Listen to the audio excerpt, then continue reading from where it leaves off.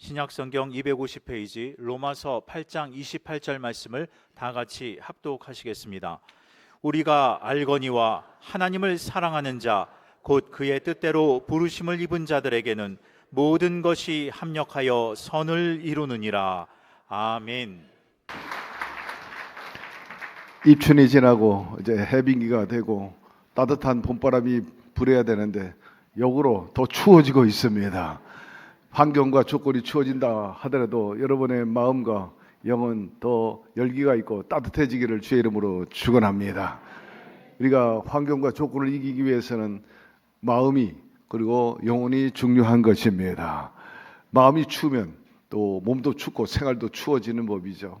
오늘 주님이 주시는 그 은혜와 성령의 열기를 통해서 다시 한번 여러분의 삶 전반에 뜨거움이 있기를 바라고요. 또 성령의 도가니가 돼가지고 거기서 생산성과 큰 에너지가 나오기를 주의 이름으로 축원합니다. 곁에 있는 분에게 얘기하세요. 성령님이 계셔서 너무 뜨겁습니다. 초대교회 성령의 오순절 그 역사가 우리 가운데 임하게 되기를 바랍니다.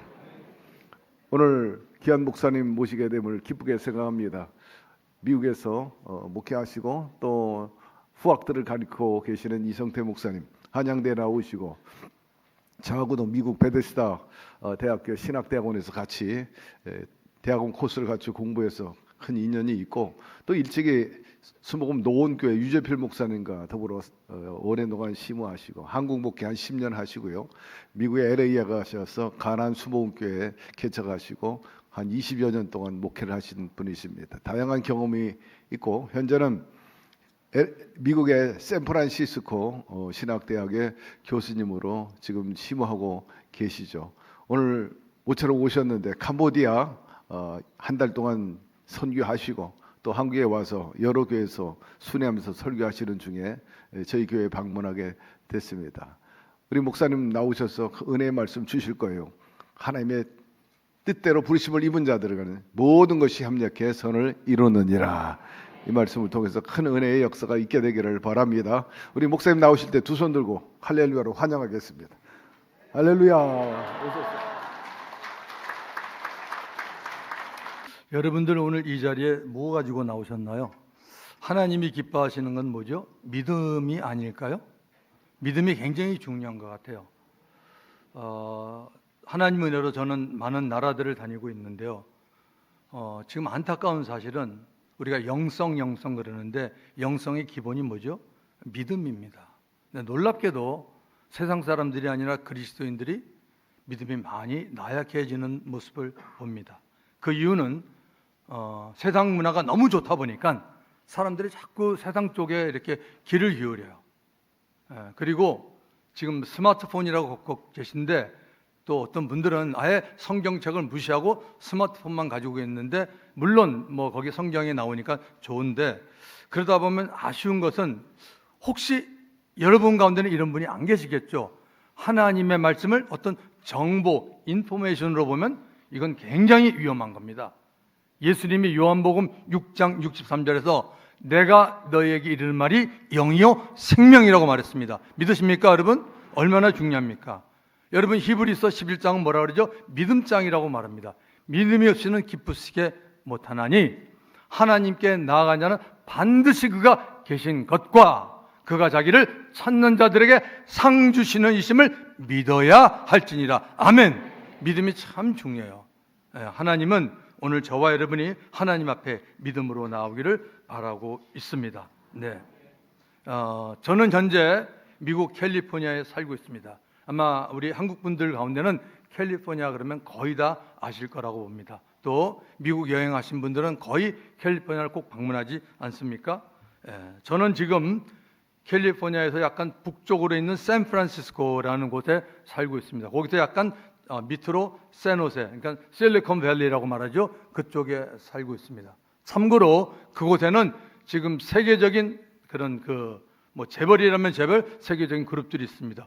구글이라든지 페이스북이라든지 또한 여러분 중에 사용하시는 애플폰이 있잖아요. 그 아이폰, 그 애플이 있고 그 다음에 또 그 앨런 머스크 테슬라 뭐 그런 적이 있어서 미국 안에서도 제가 사는 도시는 굉장히 부유한 도시입니다. 그래서 저는 뭐 제가 부유해서 사는 것이 아니라 우리 둘째 아들이 여기 살기 때문에 할 수 없이 그 남는 시간에 아이들 그냥 그 손자들 그 애들 학교에서 픽업하고 그래서 그냥 어쩔 수 없이 있는 겁니다.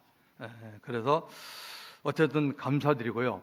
얼마 전에 제가 캄보디아를 다녀왔습니다. 캄보디아를 한 3주 동안 다녀왔는데 거기는 1월 달에 좀 산산하다 그러는데 산산한 게 아니라 무지 더웠어요. 근데 한국은 어땠죠? 너무 추워요. 캘리포니아 날씨가 좋아요. 제 몸이 그냥 어쩔 줄을 몰라 하는 것 같아요. 근데 감사하게도 감기 끼는 있지만 감기는 안 걸렸어요. 예, 그거 중요하잖아요, 그렇죠? 그래서 참 하나님의 은혜가 역시 있다는 것을 생각합니다.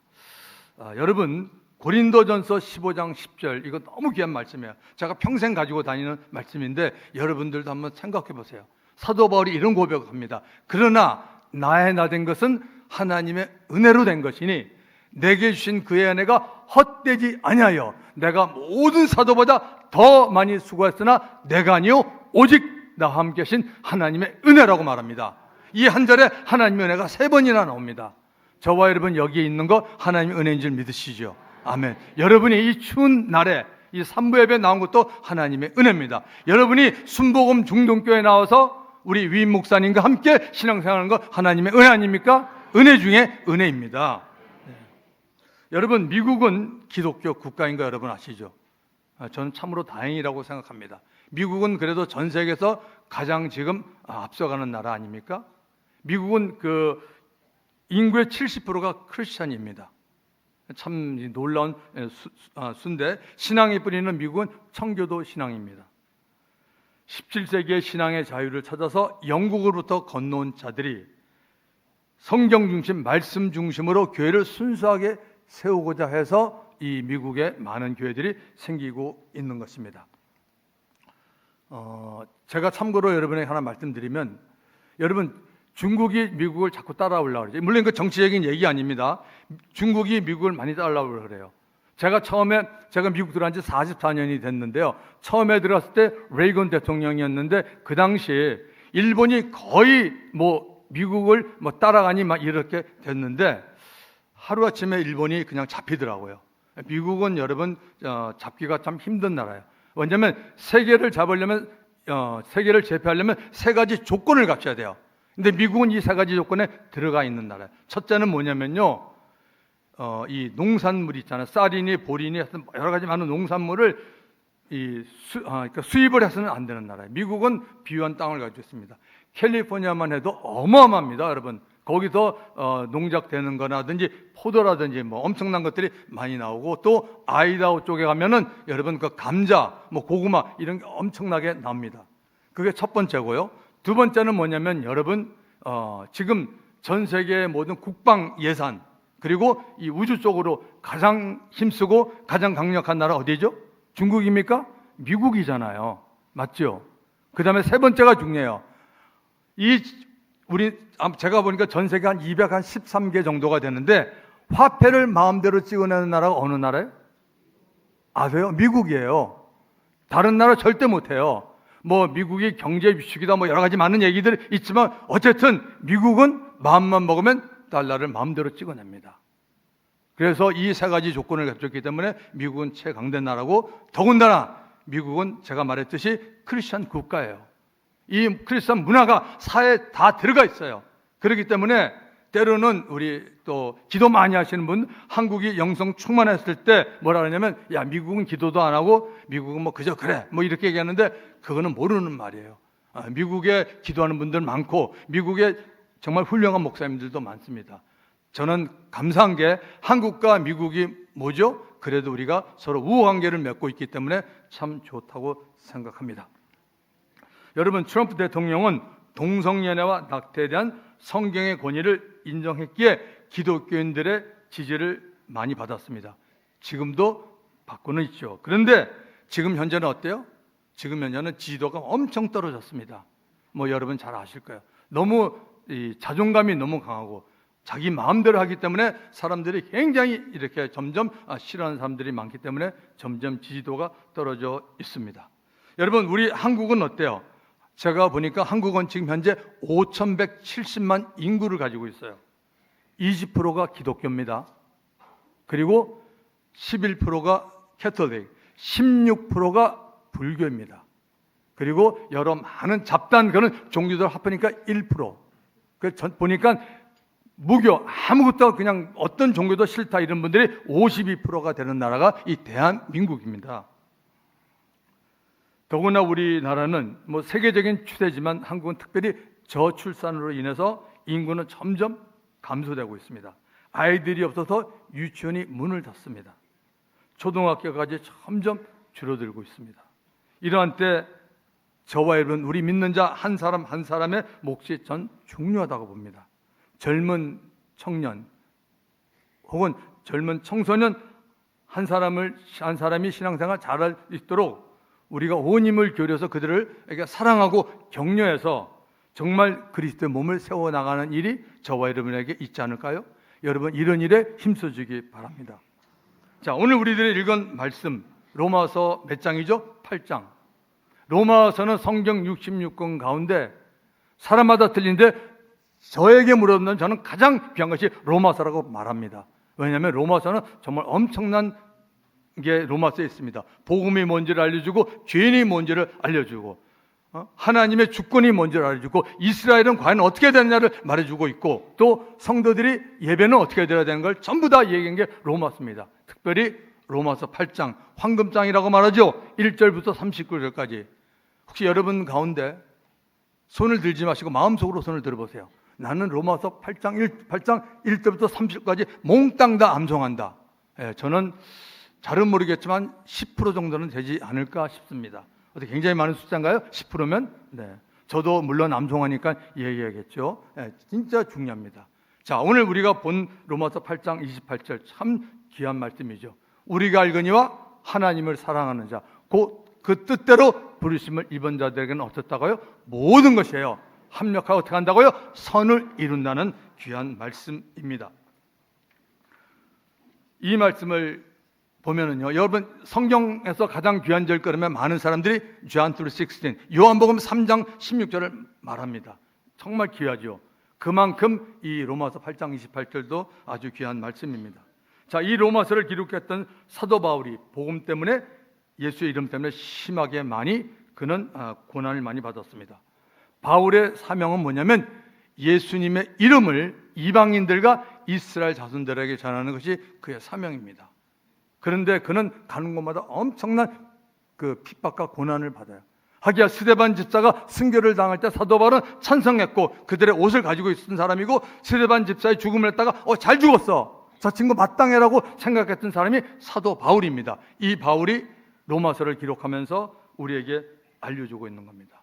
그래서 예수님은 다메섹 도상에서 그를 만났을 때 그에게 말했습니다. 바울아, 그때는 이름이 사울이었죠. 사울아, 너 앞으로 네 평생에 어마어마한 고난을 받아야 될 것을 예수님이 직접 내가 너에게 보여준다 그랬습니다. 그래서 우리들이 바울이 쓴 서신서 10장본을 읽어보면 바울이 복음 때문에 예수님 때문에 고난받은 것이 많이 기록되어 있습니다. 자, 여러분들은 예수를 믿고 난 후 복음과 예수님의 이름 때문에 고난을 받으셨죠? 여러분 언제 받으셨습니까? 혹시 지금 받고 계신 분이 있습니까? 고난받은 게 좋다는 얘기입니다. 여러분, 혹시 여러분 가운데는 한 번도 복음을 전하지 못했거나 만나는 사람들에게 여러분 자신이 당당하게 나 순복음 중동교회, 난 크리스찬이요, 이렇게 우리가 자기 정체성을 나타내지 않고 살았다면 별로 그 사람에게는 고난, 어려움은 없었을 것입니다. 그런데도 고난이 있다면 아마 그 고난은 하나님의 자녀로서 악한 행실이나 어떤 죄 때문에 받은 것은 아닐까요? 베드로전서 2장 20절은 이렇게 말하고 있네요. 죄가 있어 매를 맞고 참으면 무슨 칭찬이 있으리요? 뭐라고요? 죄가 있어 매를 맞고 참으면 무슨 칭찬이 있으리요? 그러나 선을 행함으로 고난을 받고 참으면 이는 하나님 앞에 아름답다라고 말하고 있습니다. 예수 믿고 하나님의 자녀가 되면 고난은 우리들이 어떤 모습을 살든지 찾아옵니다. 그러니까 고난은 뭐냐? 여러분, 선택이 아니에요. 고난은 필수입니다. 바울의 본격적인 사역은 이방 도시에 있었던 안디옥 교회에서 시작이 됩니다. 하나님의 영광을 위한 바울의 고난이 시작됐다는 말과 똑같습니다. 사도행전 13장부터 마지막 28장까지 보면 바울의 전도 사역과 그리고 예루살렘에서 로마로 바울이 이렇게 죄수의 몸으로 배를 타고 이송되는 장면이 나옵니다. 그리고 그는 로마에 첫 번째 투옥됐을 때 가택연금입니다. 나가지는 못하지만 2년 동안 그를 찾아오는 사람들이 있어요. 그들에게 바울은 예수가 그리스도라고 증거를 합니다.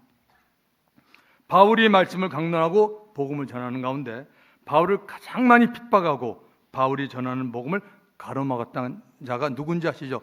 같은 동족이었던 유대인이었습니다.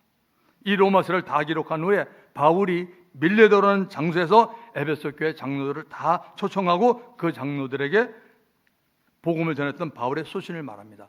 특별히 보면 사도 바울은 에베소 교회에 굉장히 신경을 많이 썼어요. 왜요? 그가 3년 동안 그곳에서 말씀을 가르치고 교회를 세운 곳이 에베소 교회이기 때문입니다. 사도행전 20장 18절부터 21절에 이런 내용이 기록되어 있습니다. 그들에게 말하되 아시아에 들어온 첫날부터 지금까지 내가 항상 여러분 가운데서 어떻게 행하였는지를 여러분도 아는 바니 곧 모든 겸손과 눈물이며 유대인의 관계로 말미암아 당한 시험을 참고 주를 섬긴 것과 유익한 것은 뭐죠? 복음이죠. 유익한 것은 무엇이든지 공중 앞에서나 각 집에서나 꺼림없이 여러분들에게 전하여 가르치고 유대인과 헬라인들에게 하나님께 대한 회개와 주 예수 그리스도에 대한 믿음을 증언한 것이라고 말하고 있습니다. 여러분, 유대인의 관계에 대한 누가 있을까요? 유대 지도자들입니까? 아니면 사단입니까? 성경은 계시록 2장 9절에서 그들에 대한 바로 사단의 모임이 있었다라고 분명히 말하고 있습니다. 주 안에서 사랑하는 성도 여러분, 바울은 여러 이방 나라와 사람들에게 여러 장소를 오가면서 복음을 전하고 말씀을 가르치면서 많은 고난과 핍박과 위험을 당했습니다. 그럴 때마다 하나님의 도움이 바울과 일행들에게 나타납니다. 바울은 예수 믿고 난 후부터 자신의 삶을 통해서 한 가지 분명한 사실을 경험하고 있습니다. 그 분명한 사실이 오늘 저와 여러분이 읽은 본문 로마서 8장 28절입니다. 우리가 알거니와 하나님을 사랑하는 자, 곧 그 뜻대로 부르심을 입은 자들에게는 모든 것이 합력하여 선을 이룬다는 이 귀한 말씀입니다. 여러분, 그런데 바울은 하나님을 사랑하는 자가 누구인지 본문에서 가르쳐주고 있습니다. 지금부터 여러분이 조금 더 마음을 여시고 편안하게 한번 들어보세요. 굉장히 중요한 말씀이 나옵니다. 바울은 하나님을 사랑하는 자에 대해서 인간 편에서 말하지 않았습니다. 만약 인간 편에서 말했다면 행위와 공로를 분명히 말했을 겁니다. 예를 들면 아무개는 봉사를 많이 하는 자, 전도를 많이 하는 자, 성경 공부에 많이 참석하는 자, 구제를 많이 하는 자, 선교 여행에 늘 다니는 자, 헌금을 많이 하는 자라고 말했을 것입니다. 사람들이 예수의 이름으로 하는 일 때문에 그 일을 보고 하나님을 사랑하는 자라고 말하지 않았다는 사실에 주목하시기 바랍니다. 바울은 하나님을 사랑하는 자에 대해 하나님 편에서 말했습니다. 하나님을 사랑한 자는 그의 뜻대로 부르심을 입은 자들입니다. 아멘입니까? 하나님의 뜻대로 부르심을 입은 자들이 하나님을 사랑한다라고 성경은 분명하게 말하고 있습니다. 전지전능 무소부지하시며 스스로 계신 하나님, 그분 뜻대로 부르심을 입은 자들이 하나님을 사랑하는 자라는 것입니다. 우리의 의지나 노력이나 관심과는 아무런 상관이 없이 하나님의 그의 뜻을 이루기 위해서 부른 자들을 말합니다. 예수님이 요한복음 14장에서 이런 말씀을 하셨어요. 요한복음 14장 15절, 너희가 나를 사랑하면 나의 계명을 지키리라. 너희가 나를 사랑하면 나의 계명을 지키리라. If you love me, you will obey what I command. 네가 나를 사랑하면 내 계명을 지킨다고 말합니다. 여기 짧은데 한번 보십시오. 우리들이 예수님을 사랑하는 것이 먼저입니다. 예수님을 사랑할 때 예수님이 말씀한 계명을 지킬 수 있습니다. 여러분, 예수님을 사랑하는 마음이 별로 없는데 말씀이니까 내가 지키겠다? 그분은 종교생활하고 있는 거예요. 나는 이렇게 하는데 우리 교회 어떤 집사님 이렇게 못해? 안에서 그 사람을 정죄합니다. 이건 자유함이 하나도 없어요. 예수님은 우리에게 자유를 주려고 왔지, 죄로부터 자유, 율법부터 자유를 우리에게 주려고 왔던 분입니다. 여러분, 여러분, 계명은 우리가 정하고 만든 것이 아닙니다. 계명은 예수님의 것입니다. 믿으십니까? 예수님을 사랑하지 않으면 예수님의 계명을 지키고 사는 것이 아니고, 내가 생각해보고 괜찮아서 그래, 아무래도 지키는 것이 낫겠지라고 생각해서 지키는 것뿐입니다.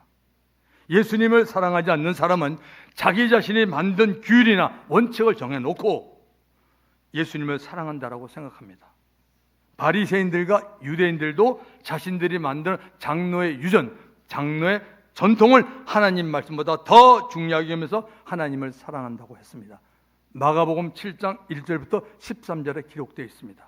예수님은 그들을 보면서 이 백성이 입술로는 나를 공경하되 마음은 내게서 멀도다라는 말씀을 하시면서 사람의 계명으로 교훈을 삼아서 가르치니 나를 헛되이 경배하는도다라고 예언했던 이사야 선지자의 말씀을 예수님이 직접 인용했습니다.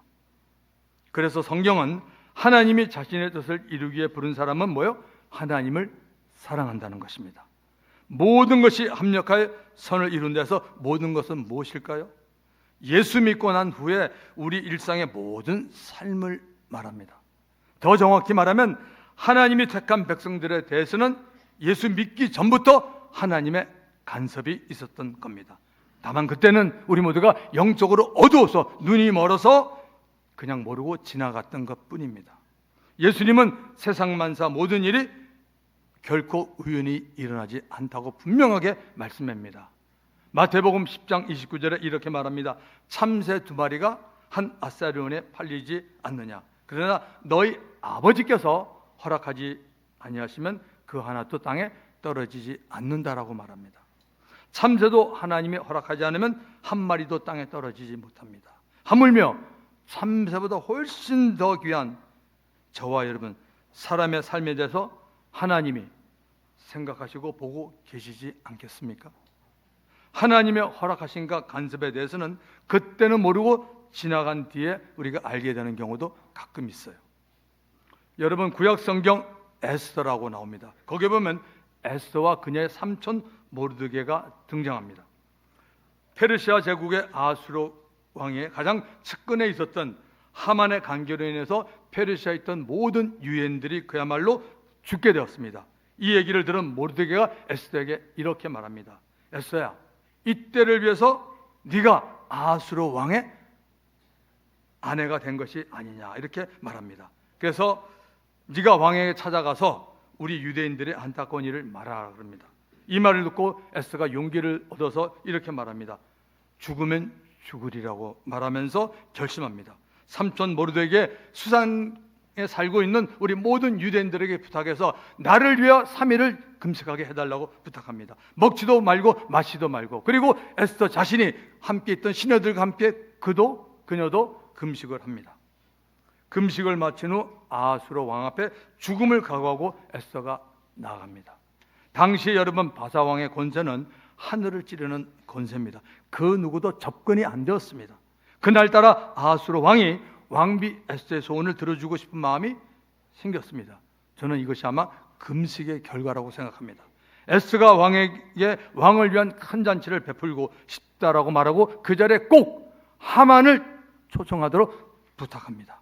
에스더가 기도하면서 생각한 모든 계획대로 일이 전개되어서 하만이 모르드게와 유대인들을 죽이려 했던 음모가 그 자리에서 발각이 되고 오히려 하만이 비참한 최후를 맞게 됩니다. 몰살 위기 가운데 있었던 유대인들이었지만 한 사람 여자 에스더로 말미암아 하나님은 합력하여 선을 이루었습니다. 에스더서는 택한 백성들에게 일어날 일이 하나님이 미리 알고 필요한 곳에 사람을 심어 놓았음을 우리에게 보여주는 성경입니다.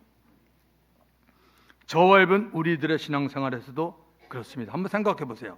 여러분 자신이 주역이 되어서 여러분 주위에 있는 사람들이 합력하여 선을 이루는데 쓰임받는 경우가 있어요. 또 반대로 내 주위에 어떤 사람을 하나님이 사용하여서 그 사람을 돕는 일에 내가 쓰임을 받는 경우도 있습니다. 제가 바라기는 우리 순복음 중동교회 모든 분들이 하나님의 일에 주역이 되시든지 아니면 주역을 돕는 자들이 다 되기를 예수님의 이름으로 축원드립니다. 자, 이번에는 고난을 통해 하나님이 합력하여 선을 이룬 성경의 대표적 인물 한 사람을 보겠습니다. 여러분 누구 같아요? 여러분 잘 아시는 야곱의 아들 가운데 요셉입니다. 요셉의 일대기를 보면 17세 이후로 그가 가는 곳마다 고난과 어려움이 따라왔습니다. 꿈꾸는 자라는 별명을 가진 거 여러분 아시죠? 하나님이 요셉에게 꿈을 꾸게 했습니다. 요셉의 꿈은 하나님으로부터 온 꿈이었습니다. 요셉은 곡식단을 묶는 꿈을 꾸었습니다. 요셉의 단은 쓰고 그리고 그 형제들의 단은 요셉의 곡식단 주위에서 절을 합니다. 또 어느 날 한 번 더 꿈을 꿉니다. 해와 달과 11별이 요셉에게 절을 하고 있는 것이었습니다. 요셉의 아버지와 어머니 그리고 요셉의 형제들이 요셉에게 절을 한다는 그런 뜻입니다. 요셉에게 이 꿈이 이루어지는 과정은 결코 순탄하지 않았습니다. 요셉은 고난을 많이 당했고 그 고난의 강도가 점점 커갔습니다. 형들에게 미움을 받고 거의 죽는 데까지 갔다가 애굽의 노예로 팔려갑니다. 요셉이 보디발 장군의 집에서 성실하게 일하는 모습을 본 보디발이 요셉에게 가정 총무일을 다 그에게 맡깁니다. 하나님이 요셉과 함께함으로 요셉이 항상 있는 곳에는 어땠어요? 하나님이 함께하는 곳에는 항상 형통한 복이 임했습니다. 어느 날 요셉이 겁탈이라는 누명을 쓰고 보디발 장군의 아내 때문에 겁탈이라는 누명을 쓰고 감옥으로 들어갔습니다. 감옥에서도 하나님이 요셉과 함께함으로 요셉은 간수장의 인정을 받았습니다. 요셉은 죄수들의 재반 사무를 처리하는 자가 되었고 옥에 들어온 바로왕 가까이 있었던 두 측근, 술 맡은 간원장과 떡 굽는 간원장의 꿈을 해석하게 되었습니다. 요셉은 감옥에서 사람과의 관계를 그는 배웠습니다. 그리고 꿈을 해석해 준 것이 계기가 되어서 요셉은 약관 30세 애굽의 국무총리가 되었습니다. 총리가 되기까지 약 13년이란 연단의 세월을 요셉이 보내야만 했습니다. 국무총리가 되었지만 요셉은 여전히 왜 하나님이 자신을 높여줬는지에 대해서는 정확히 모르고 있었습니다. 당시 가나안에 살고 있었던 그 요셉의 가족들, 아버지 야곱이었죠. 극심한 가문, 당시 7년 풍년 7년 여러분 그 가뭄이었습니다. 가뭄으로 인해 그들은 애굽에 있는 고센 지방에 들어와 살게 되었습니다. 요셉과 가족들 간에 그야말로 드라마틱한 그런 상봉이 이루어집니다. 요셉으로 인해서 하나님의 선한 뜻이 이루어졌습니다. 성경은 이 모든 사실에서 이렇게 말하고 있습니다. 창세기 50장 20절에 보시면 당신들은 나를 헤아렸으나 하나님이 그것을 선으로 바꾸사. 이게 중요한 거야. 당신들은 나를 죽이려고 했으나 하나님은 그것을 선으로 바꾸사 오늘같이 많은 백성의 생명을 구원하게 하시려 하셨나니. 아멘. 요셉의 생애는 오늘도 저와 여러분 우리에게 분명한 깨달음을 주고 있습니다. 하나님이 사용하는 사람은 하나님이 자신을 불렀다라는 정확한 부름, 즉 소명이 있어 하고 고난을 당할 때 이 고난은 합력하여 선을 이루시는 하나님의 계획임을 믿고 알고 있어야 한다는 것입니다. 자, 하나 더 합력하여 선을 이루기 위한 또 하나의 과정이 남아 있습니다. 우리 각 사람이 주께로 받은 은사를 개발하는 문제입니다. 오늘 여기 3부 예배에 참석하신 분들 아마 다 여러분이 하나님께 받은 은사가 뭔지 저는 알고 있다고 봅니다. 근데 혹시 모르시는 분이 있다면 오늘 이 말씀을 통해서 내가 받은 게 뭔가를 한번 잘 생각해 보시기 바랍니다. 은혜를 주셔서 예수를 믿게 해주신 하나님이 하나님의 일을 감당하도록 우리에게 선물, 기프트, 은사를 주십니다.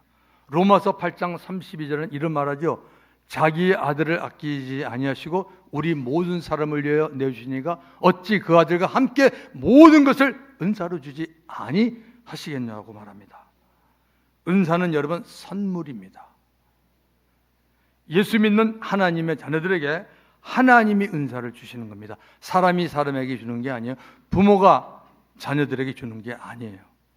은사는 세상 사람들이 말하는 재능과는 여러분 다릅니다.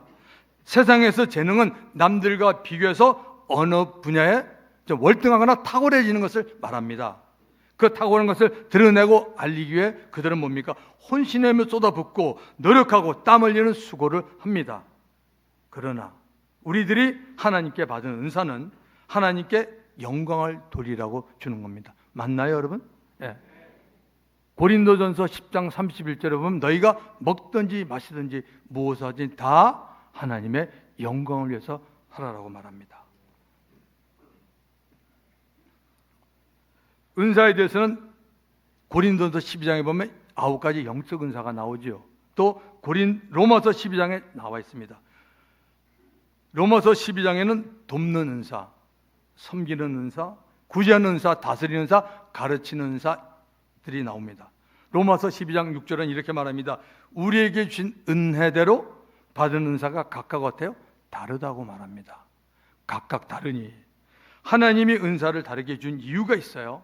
그 은사를 골고루 사용하여 합력하여 선을 이루는 겁니다. 여러분에게 준 은사를 가지고 여러분이 교구에 속했던, 교회 학교에 속해 있던, 어느 부서에 속해 있던 뭡니까? 하나님의 영광을 드러내는 거죠. 다시 말해서 순복음 중동교에 속한 모든 분들이, 여러분들이 다 우리 위임 목사님의 방침 아래 다 하나가 되어서 각자가 받은 은사를 갖다가 여러분 마음껏 발휘하라고 말하고 있습니다.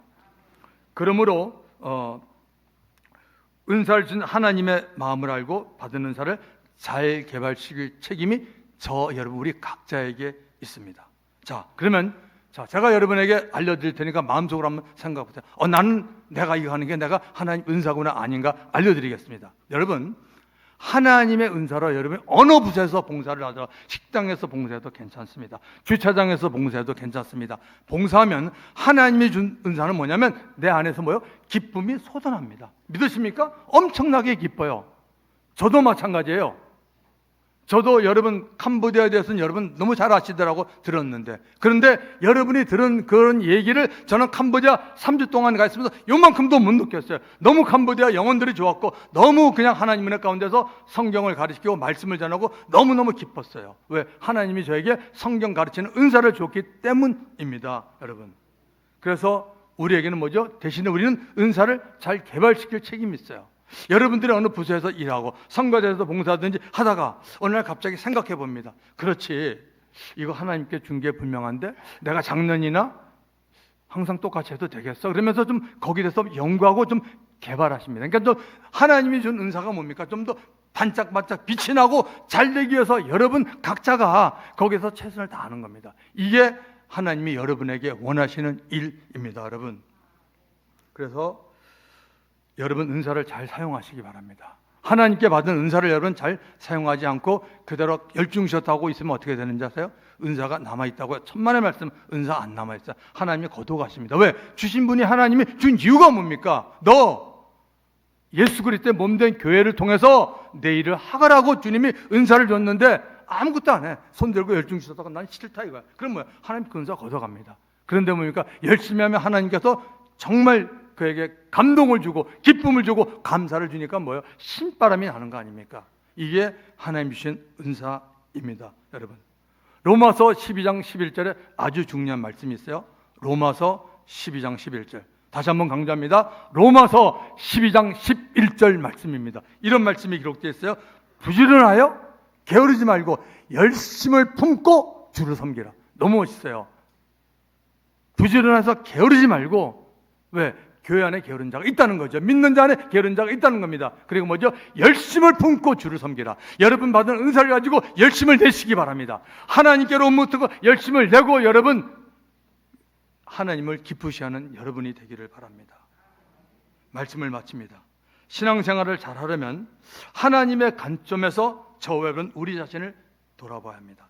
하나님이 예수 그리스도에서 우리를 불렀기에 우리는 예수 믿게 된 것, 곧 하나님의 뜻대로 부름을 입은 자들입니다. 하나님의 뜻대로 부름을 입은 자라는 확신이 있다면 그 사람은 하나님을 사랑하게 됩니다. 우리가 알거니와 하나님을 사랑하는 자, 곧 그 뜻대로 부르심을 입은 자들에게 하나님이 합력하여 선을 이룬다고 말하고 있습니다. 좋으신 아버지 하나님 감사합니다. 부족한 사람 말씀 전했습니다. 오늘 이 말씀이 3부 예배 참석한 우리 모든 성도들에게 마음판에 새겨지게 하시고 다시 한번 자신을 돌아보며 하나님께 영광 돌리며 믿음 생활에 귀한 역사가 있게 도와주시옵소서. 성령의 역사가 끊임없이 그들 가운데 함께하여 주시옵소서. 예수님의 이름으로 감사하며 기도드립니다. 아멘.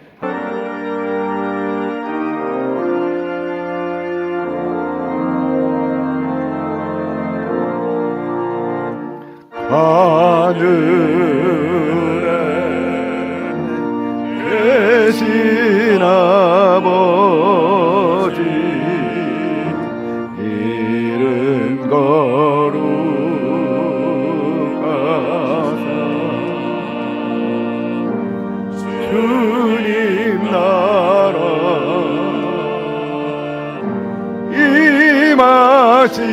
임하시고 뜻이 이루어지나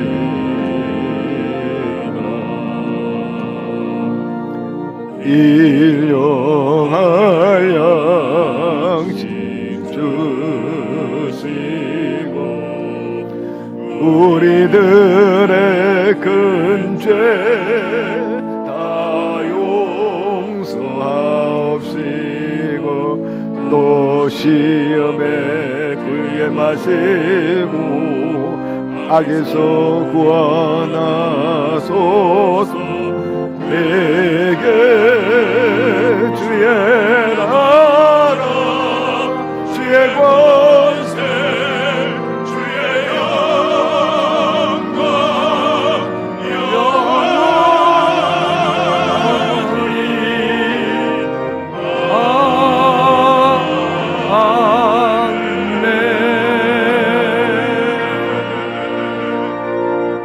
기도하겠습니다. 예수님을 사랑하는 모든 성도들이 믿음을 다하여 하나님이 기뻐하는 예물을 드렸습니다. 아버지의 것이라고 인정하여 드린 11조 예물, 주일 예물, 또한 선교 예물, 각종 감사 예물, 우리 하나님 아버지 흠양하시고 지금 대한민국 경기가 많이 어렵다고 합니다. 하나님의 방법으로 하늘문을 열어주시고 하나님 아버지 사랑하는 성도들이 손대는 것마다 주께서 함께 하셔서 지혜로운 성도들이 되게 하시고 하나님 아버지 나라를 위해서 많은 것을 쌓을 수 있도록 하나님 은혜 위에 은혜를 더하여 주시옵소서. 하나님 아버지 오늘 이 자리에 나온 분들 가운데 하나님 아버지 마음이 아픈 사람들이 있고 또 육신의 질병으로 고생하는 분들이 있습니다. 종이 예수의 이름으로 선포하겠습니다. 주님 들으시고 응답하여 주시옵소서. 내가 나사렛 예수 이름으로 명하니 마음이 상한 자는 하나님의 사랑과 온유로 인해 그 마음이 깨끗함을 받을지어다. 내가 나사렛 예수 이름으로 명하니 모든 질병은 그 몸에서 떠나갈지어다. 떠나가라. 떠나갈지어다. 주여 역사하여 주옵소서. 이제는 우리를 구원하신 예수 그리스도의 무한하신 은혜와 아버지 하나님의 지극하신 사랑과 성령 하나님의 감화감동 교통하신 역사가 오늘 말씀을 통하여 하나님의 뜻대로 살기를 원하는 모든 성도들과 가정과 범사와 직장과 자녀들 위해 지금으로부터 영원토록 함께 하실지어다.